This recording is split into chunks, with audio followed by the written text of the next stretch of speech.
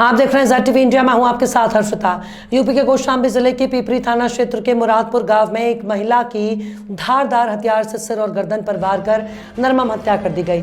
सूचना पर पहुंची पुलिस ने महिला की लाश को कब्जे में लेकर कानूनी कार्रवाई शुरू कर दी।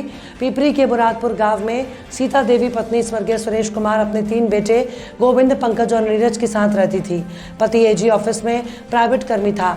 रेप के बाद हत्या की आशंका जताई जा रही है। 8 साल पहले लोधोर गांव के पास सड़क हादसे में उसकी मौत हो गई थी।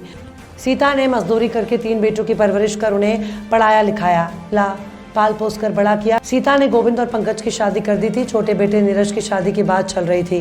मृतक सीता के बेटे गोविंद ने बताया कि नीरज की शादी माधपुर गांव में एक परिवार से तय हो रही थी। अचानक लड़की के काम पड़े होने पर मां सीता ने सगाई तोड़ दी थी। इस बात से नाराज लड़की पक्ष नीरज की शादी कहीं और तय नहीं होने दे रहे थे। आरोप है कि लड़की पक्ष ने ही नीरज की मां को रास्ते से हटाने के लिए उसकी हत्या कर दी है। सीता अपने घर से कुछ ही दूरी पर निर्वस्त्र हालत में मिली है। परिजनों ने पुलिस को दिए अपने बयान में मां के साथ अनहोनी होने की भी आशंका जाहिर की है। कौशाम्बी से मेरा आश्रय की खास रिपोर्ट। हमारी अम्मा हमारे पास साढ़े 10 बजे तक थे। उसके बाद वहाँ से यहाँ चले आए, हम वहाँ सो गए घर पे, और यहाँ पे क्या हुआ क्या नहीं पता। उसके बाद हम सो के सुबह उठे, देखे यहाँ पे मरी हुई। उसके बाद सूचना दिए सबको।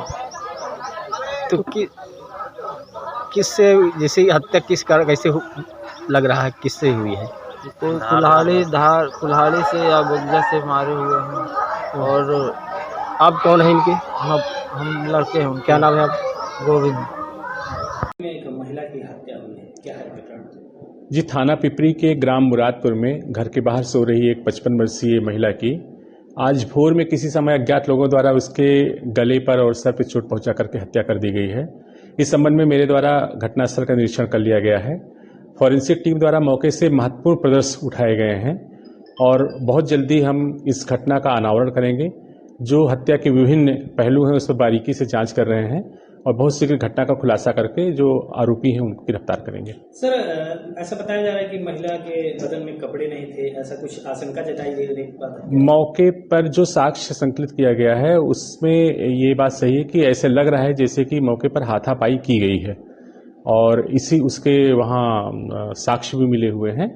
इसीलिए मैंने बताया कि बहुत महत्वपूर्ण प्रदर्शन हम लोगों को प्राप्त हुआ है, क्लूज मिले हुए हैं, बहुत जल्दी घटना का अनावरण कर लेंगे।